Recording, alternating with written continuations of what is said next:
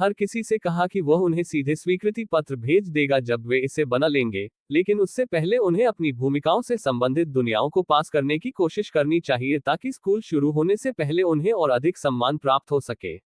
उसने सभी को शुभकामनाएं दी और कहा कि एक सप्ताह बाद वे शुरुआती प्रशिक्षण पास करने के बाद जिंगडो विश्वविद्यालय में मिलेंगे। चौथे कॉलेज ने अपने छात्रों को उनकी भूमिकाओं के अनुसार कक्षाओं में विभाजित किया। सीधे शब्दों में कहें तो यह एक गहन तैयारी कक्षा थी ताकि अधिक से अधिक छात्रों को विशिष्ट विश्वविद्यालयों द्वारा चुना जा सके। इस समय चौथे कॉलेज के प्रमुख कक्षा में प्रधानाचार्य शू ने सभी से कहा कि आज वे एक ऐसी दुनिया में प्रवेश करेंगे जो विशेष रूप से जादूगरों के लिए डिजाइन की गई है।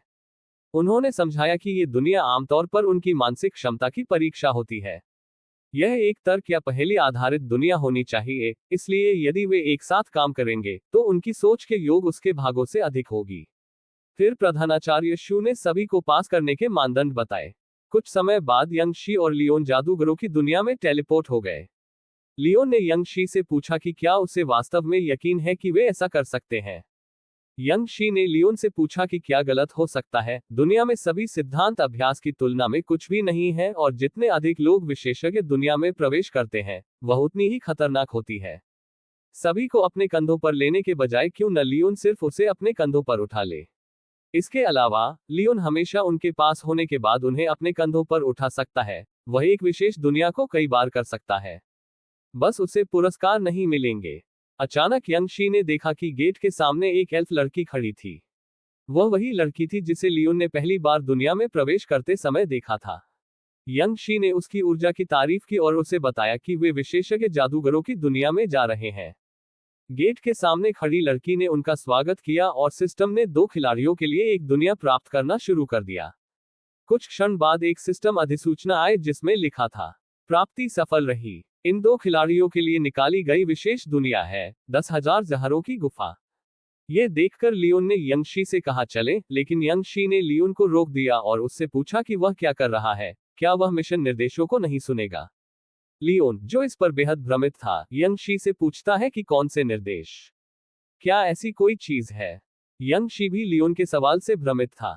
उसने लियोन से पूछा कि अगर उसने निर्देशों को नहीं सुना तो उसने कंकालों की गुफा को कैसे पास किया। उसने कहा, लियोन, तुमने यकीनन कंकालों के रास्ते को मारा नहीं होगा, सही। लियोन उससे कुछ नहीं कह सका क्योंकि उसे एहसास हुआ कि वह बेवकूफ था। जब यंग शी को पता चला कि लियोन ने कंकालों की गुफा को कैसे साफ किया तो उसने कहा, लियोन, तुम कितने बेवकूफ हो। उसके बाद एल्फ लड़की निर्देश देना शुरू करती है। वह उन्हें बताती है कि किंवदंती के अनुसार शिन डोंग नॉन में एक प्राचीन दुष्ट जनजाति है। उसके लोग क्रूर और निर्दयी होते हैं और जहरीले कीड़ों का उपयोग करने में इतने अच्छे होते हैं कि वे किसी को बिना किसी को पता चले जहर दे सकते हैं। जहरीला व्यक्ति घातक रूप से बीमार हो जाएगा और जहरीले कीड़े उसके शरीर में प्रजनन करेंगे, उसके मांस को खा जाएंगे जब तक कि उसका मेजबान मर नहीं जाता।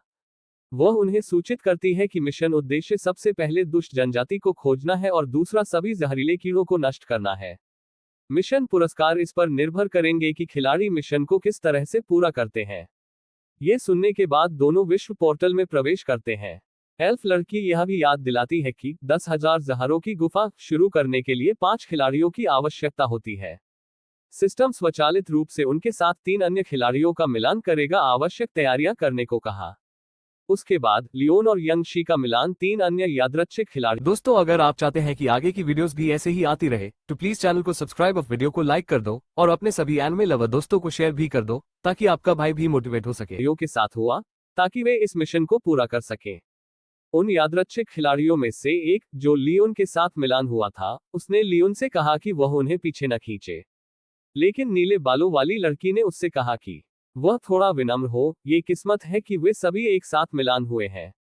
उसके बाद उसने अपना परिचय दिया। उसने कहा कि उसका नाम फेंग यू ऑन है और वह एक फायर आर्म मेज है। उसके बगल में खड़ा लड़का उसका छोटा भाई फेंग शू है, जो उसकी तरह ही एक फायर आर्म मेज है। आखिरी व्यक्ति लोंग चांग है। लियोन और यंग शी ने भी अपना परिचय दिया और उनसे एक साथ काम करने को कहा ताकि वे इसे पास कर सकें। परिचय के बाद वे पत्थर के दरवाजे की ओर बढ़ने लगे, लेकिन वे दरवाजा खोल नहीं पाए। अचानक नीले बालों वाली लड़की ने दरवाजे पर कुछ शब्द देखे। उसने सभी को समझाया कि इस स्तंभ पर लिखे 5 शब्द दरवाजा खोलने के निर्देश होने चाहिए। लेकिन लॉन्ग चांग ने घमंड से कहा, कौन परवाह करता है कुछ निर्देशों की, वह इसे तोड़ देगा। उसने अपना जादुई कौशल इस्तेमाल किया और दरवाजे पर हमला किया, लेकिन हमले का पत्थर के दरवाजे पर कोई असर नहीं हुआ। यह देखकर सभी को एहसास हुआ कि इस दरवाजे को जादू और मंत्रों से नुकसान नहीं पहुंचाया जा सकता। नीले बालों वाली लड़की ने सभी से उन शब्दों को देखने के लिए कहा। उसने पढ़ा कि इसमें लिखा है, नैतिकता और अखंडता शांति प्रदान करती है। कोई नहीं जानता कि इसका क्या मतलब है। लियोन ने सोचा कि यदि ये दरवाजा जादू से प्रतिरक्षित है तो कोई और तरीका होगा। अचानक नीले बालों वाली लड़की ने कहा कि उसे इसका उत्तर पता है, लेकिन उससे पहले ही लियोन ने दरवाजे को एक घूंसे में तोड़ दिया। ये देखकर नीले बालों वाली लड़की और लॉन्ग चांग बहुत चौंक गए, सोचते हुए कि उसने इसे एक ही बार में कैसे तोड़ दिया। क्या ये जादूगरों की एक विशेष दुनिया नहीं है? अचानक एक सिस्टम अधिसूचना पॉप अप होती है जिसमें लिखा होता है, आपका उत्तर सही है, दरवाजा खुल गया है। यंग शी भी आश्चर्यचकित था और लियोन से प्रभावित था। लियोन ने जवाब दिया कि वह बस ये देखना चाहता था कि क्या वे इसे शारीरिक रूप से खोल सकते हैं। उसे नहीं लगा था कि यह इतना कमजोर होगा। दरवाजा खोलने के बाद उन्होंने सामने एक और दरवाजा देखा, लेकिन यह दरवाजा बहुत अजीब था क्योंकि यह रास्ता लाल फूलों से अवरुद्ध था। लियोन ने सभी से कहा कि वे इन फूलों से सावधान रहें, यह अस्वाभाविक लग रहे हैं। लेकिन तब तक बहुत देर हो चुकी थी। यंग शी ने लियोन से कहा कि वह अपने हाथ को देखे। वे ध्यान नहीं दे पाए, लेकिन उन सभी को लाल फूलों से जहर लग चुका था। लियोन ने देखा कि उसकी सेहत तेजी से घट रही है। यंग शी ने लियोन से पूछा कि अब क्या किया जाए। लियोन ने सभी से आगे बढ़ने को कहा, यहाँ रुकना केवल मौत का इंतजार करना है। उन्हें यहाँ से जल्दी निकलना होगा। लियोन जानता था कि अगर ऐसा ही चलता रहा तो उसकी सेहत आधे घंटे भी नहीं टिकेगी, क्योंकि उसकी सेहत की स्थिति बहुत खराब थी। इसलिए सभी पत्थर के दरवाजे की ओर दौड़ने लगे, लेकिन उन्हें इसे खोलने के लिए समस्या को हल करना होगा और उनके पास इसके लिए समय नहीं था। वे सोच रहे थे कि अब क्या किया जाए, लेकिन इससे पहले कि वे कुछ सोच पाते, लियोन ने पत्थर के दरवाजे को फिर से एक घूंसे से तोड़ दिया। लियोन ने पत्थर के दरवाजे से कहा कि उसके पिता को उत्तर नहीं पता। लियोन की मदद से वे जहरीले फूलों से सुरक्षित बाहर निकल गए, लेकिन नीले बालों वाली लड़की और उसके साथी बहुत हैरान थे, सोच रहे थे कि क्या ये वास्तव में एक पहेली सुलझाने वाली दुनिया है। उन्हें क्यों लगता है कि उन्हें अब तक बिल्कुल भी सोचना नहीं पड़ा। अचानक एक सिस्टम अधिसूचना पॉप अप होती है जिसमें खिलाड़ियों को पहला मिशन सफलतापूर्वक पूरा करने के लिए बधाई दी जाती है। 10,000 जहरों की गुफा की प्राचीन दुष्ट जनजाति को खोजने के लिए। ये देखकर नीले बालों वाली लड़की ने सभी से पूछा, क्या ये 10,000 जहरों की गुफा है और अब हम कहाँ गए? अचानक सभी ने एक नीले बालों वाली छोटी लड़की को देखा। उसने अपना परिचय शू डॉग के रूप में दिया और सभी से पूछा कि क्या वे बाहरी दुनिया से आए हैं। लेकिन अचानक उसने देखा कि सभी जहरग्रस्त हैं। उसने समझाया कि यह बी एंड फ्लावर का जहर है, इसलिए उसने सभी से वापस 10,000 जहरों की गुफा चलने को कहा ताकि उनका इलाज किया जा सके, क्योंकि अगर जहर गहराई तक चला गया तो वे उन्हें बचा नहीं पाएंगे। लेकिन लियोन को उस लड़की पर शक हो रहा था। वह सोच रहा था कि वह कब आए और उसने 10,000 जहरों की गुफा का जिक्र कब किया। नीले बालों वाली लड़की ने अपनी पार्टी से कहा कि चूंकि वे नहीं जानते कि अब क्या करना है, इसलिए पहले उनका इलाज करा लेना चाहिए। कुछ समय बाद सभी 10,000 जहरों की गुफा पहुंचते हैं। छोटी लड़की अपने माता पिता का परिचय सभी से कराती है। छोटी लड़की के माता पिता ने उससे पूछा कि वे कौन हैं। उसने समझाया कि ये बाहरी लोग हैं जिनसे वह पहाड़ों में औषधीय पौधे चुनते समय मिली थी। उन्हें बी एंड फ्लावर से जहर लगा है और उसने अपने माता पिता से उनके लिए 5 पॉइजन सूप बनाने को कहा। छोटी लड़की की मां ने सभी से घर के अंदर जाकर बैठने को कहा और कहा कि वह 5 पॉइजन सूप तैयार करेगी ताकि सभी का इलाज हो सके।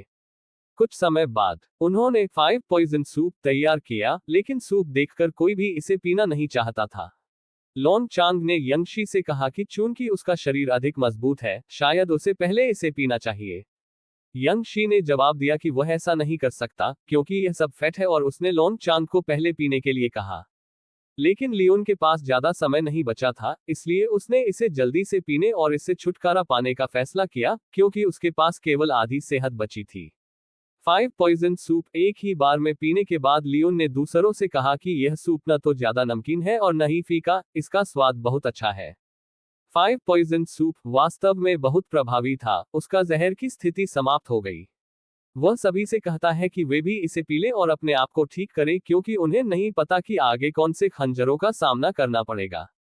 इसके बाद सभी लोग 5 पॉइजन सूप पीते हैं और कोई भी उस स्वाद को महसूस नहीं कर पाता, जैसा लियोन ने उन्हें बताया था। इसके बाद लियोन ने छोटी लड़की शोडोन से पूछा कि क्या वह उन्हें 10,000 जहरों की गुफा का इतिहास बता सकती है। छोटी लड़की जवाब देती है कि उसे भी इस जनजाति की उत्पत्ति के बारे में कुछ नहीं पता, वह बस इतना जानती है कि उनके कुलपति ने उन्हें दुनिया से दूर रहने और अनावश्यक रूप से अपने जहर के जादू का उपयोग न करने के लिए कहा था। अचानक छोटी लड़की की मां उनकी बातचीत में हस्तक्षेप करती है। वह लियोन से कहती है कि चून की जहर का इलाज हो गया है और अब हर कोई सुरक्षित है, उन्हें जल्दी से यहाँ से निकल जाना चाहिए। ये 10,000 जहरों की गुफा है और वे बाहरी लोगों का स्वागत नहीं करते। लेकिन छोटी लड़की अपनी माँ से बहुत नाराज होती है। वह अपनी माँ से पूछती है कि अब वह उन्हें क्यों भगाना चाहती है, जबकि अभी अभी उनके यहाँ मेहमान आए हैं। छोटी लड़की लियोन से कहती है कि वह आराम से रहे और उसकी माँ की बात न सुने, वे जितनी देर चाहे यहाँ रह सकते हैं। लियोन जवाब देता है कि अगर यह ज्यादा परेशानी न हो तो वे रहेंगे। वे अभी जहर से बचे हैं, इसलिए उनके शरीर अभी अच्छी हालत में नहीं है। लेकिन वह छोटी लड़की के माता पिता के अजीब व्यवहार को लेकर बहुत जिज्ञासु है। इसके बाद छोटी लड़की और उसके माता पिता दरवाजा बंद कर देते हैं और सभी से कहते हैं कि वे यहाँ आराम करें। वे पहले चले जाएंगे। छोटी लड़की लाल चांद की ओर देखती है और उसके माता पिता कहते हैं, चलो आज रात चांद समाप्त हो रहा है, ये शुरू होने वाला है। कुछ समय बाद जंगल के अंदर 10,000 जहरों की गुफा के सभी लोग इकट्ठा होते हैं। वे एक कुएं के चारों ओर खड़े होते हैं और महान झुंड को बुलाकर अपनी जहर गुफा को अच्छा मौसम और बीमारियों से सुरक्षा देने का आशीर्वाद मांगते हैं। इसके लिए गांववासियों ने ताजे मानव मांस और खून की बलि दी। गांव के कुलपति ने अपने खून की एक बूंद कुएं में गिराई। अचानक कुएं से कीड़ों का एक विशाल झुंड निकला, जिसने सीधे बलि चढ़ाए गए लोगों पर हमला किया और कुछ ही मिनटों में केवल उनकी हड्डियां बची थीं। जंगल से लियोन और अन्य लोग ये सब देख रहे थे और वे गांववासियों पर संदेह कर रहे थे। वे देखने आए थे कि गांववासी क्या कर रहे हैं और ये देखकर वे चौंक गए कि बलि चढ़ाए गए मनुष्यों की केवल हड्डियां बची थीं। नीले बालों वाली लड़की ने कहा, ये नरभक्षण है। ये देखकर लियोन ने सभी से कहा कि पहले वापस चले और फिर बात करें, क्योंकि जहरीले कीड़ों और कई जनजातियों के लोगों से निपटना मुश्किल है। लियोन जानता था कि उसका हमला शक्तिशाली है, लेकिन उसके पास कोई समूह हमला कौशल नहीं है। इससे पहले कि वे जा पाते, गांव की कुलपति ने उनकी उपस्थिति को महसूस कर लिया। उसने कहा, यहाँ कुछ छोटे चूहे हैं और एक ग्रामीण जूसशी को उन परेशानियों का पीछा करने के लिए बुलाया। कुलपति हंसी और उससे कहा कि ज्यादा कठोर ना हो और उन्हें जिंदा रखें। दूसरी ओर लियोन और अन्य लोग उस गांव के घर में लौट आए जहां वे रह रहे थे। यंग शी ने पूछा कि अब क्या करना चाहिए। नीले बालों वाली लड़की ने कहा, जिन लोगों की धार्मिकता मैंने देखी है, अगर उन्हें पता चलता है कि हम कीड़ों को खत्म करने आए हैं, तो शायद हमें तुरंत उन कीड़ों को खिला दिया जाएगा। इससे पहले कि वे कोई कार्रवाई कर पाते, लियोन ने कुछ आवाज सुनी और उन्होंने अचानक देखा कि चारों ओर से सैकड़ों छोटे कीड़े उनकी ओर आ रहे हैं। ये कीड़े हर जगह थे। नीले बालों वाली लड़की ने अपनी ज्वलनशील जादू से उन्हें मार डाला और लियोन ने अपना स्टाफ इस्तेमाल किया।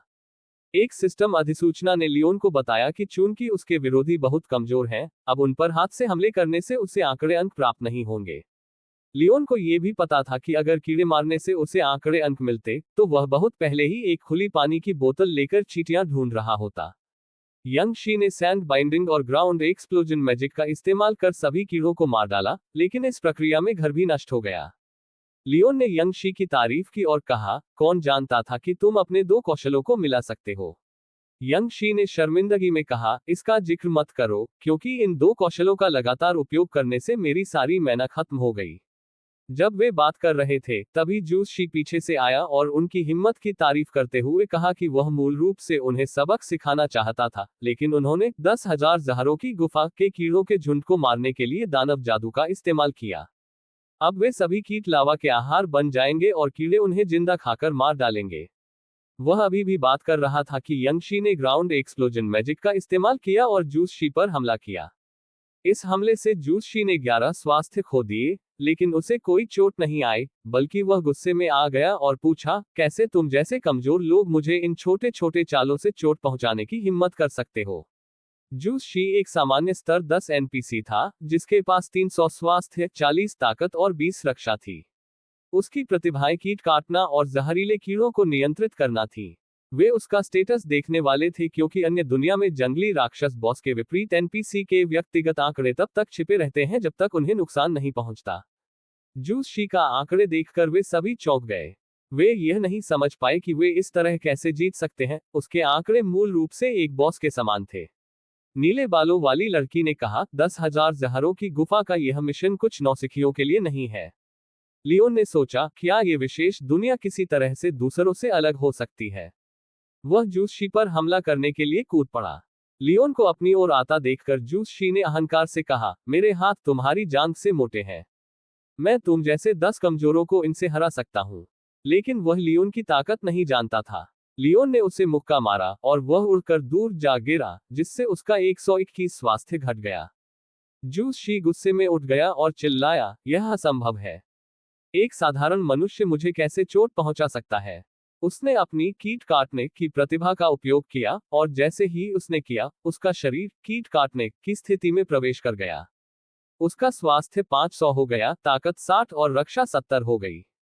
फेंग शून ने यह देखकर कहा, जूस शी का आंकड़े फिर से बढ़ गए हैं और उसकी रक्षा कई गुना हो गई है। जूस शी की आंखें लाल हो गईं और उसने अहंकार से कहा, अब कोई मुझे चोट नहीं पहुंचा सकता। मैं तुम्हारे खून का इस्तेमाल करके अपने कीटों के झुंड को श्रद्धांजलि दूंगा। यह देखकर लियोन भी लड़ाई के मूड में आ गया। उनके बीच भीषण लड़ाई हुई और अंत में जूस शी बहुत बुरी हालत में था और केवल 23 स्वास्थ्य शेष था। लियोन ने उसकी जान निकाल दी। लड़ाई देखकर सभी ने समझ लिया कि लियोन एक खतरनाक आदमी है। लियोन ने जूस शी से पूछताछ शुरू की और उससे पूछा कि अभी जो बलिदान हुआ था वह क्या था और वह महिला कौन थी। बुरी तरह घायल जूस शी के पास जवाब देने के अलावा कोई विकल्प नहीं था। वो उन्हें बताता है कि कीड़े हर महीने अपनी मातृसत्ता के नेतृत्व में बलिदान देते हैं। 10,000 जहरों की गुफा ने कीड़ों की रानी मां के साथ एक अनुबंध पर हस्ताक्षर किए हैं, इसलिए उन्हें पूर्णिमा की रात को उनका सम्मान करना पड़ता है। वह प्राचीन हरा पत्थर का कुआं वह स्थान है जहां रानी मां निवास करती है और प्रजनन करती है। ये सुनकर यंग शी समझती है कि शुडॉग का परिवार उन्हें जहर से मुक्त क्यों करना चाहता था। वह लेयोन को बताता है कि उन्हें जरूर अगली बलिदान की कतार में शामिल करना चाहते होंगे। लेयोन आखिरी सवाल पूछता है कि शो डॉग ने जनजाति को 10,000 आत्माओं की गुफा क्यों कहा, जबकि यूसी इसे 10,000 जहरों की गुफा कहता है। ये नाम सुनकर यूसी भ्रमित हो जाता है। वह लेयोन से कहता है कि पूरे 10,000 जहरों की गुफा में केवल एक ही नाम है जिसमें डोंग आता है, और वह है उनकी मातृसत्ता शिन डोंग। ये सुनकर लेयोन समझ जाता है और यूसी का सहयोग करने के लिए उसे धन्यवाद देता है। यूसी कहता है, आपका स्वागत है, और पूछता है, क्या अब मैं जा सकता हूं। लेयोन उसे जोर से मुक्का मारता है और कहता है, अब तुम मर सकते हो। यूसी अपने बचे हुए 23 स्वास्थ्य बिंदुओं को खो देता है और मर जाता है। एक सिस्टम नोटिफिकेशन आता है जिसमें कहा गया है कि खिलाड़ी लेयोन ने एनपीसी यूसी को मेले अटैक से निपटाया है। 10 स्टेट पॉइंट्स और 50 अनुभव अंक दिए गए हैं।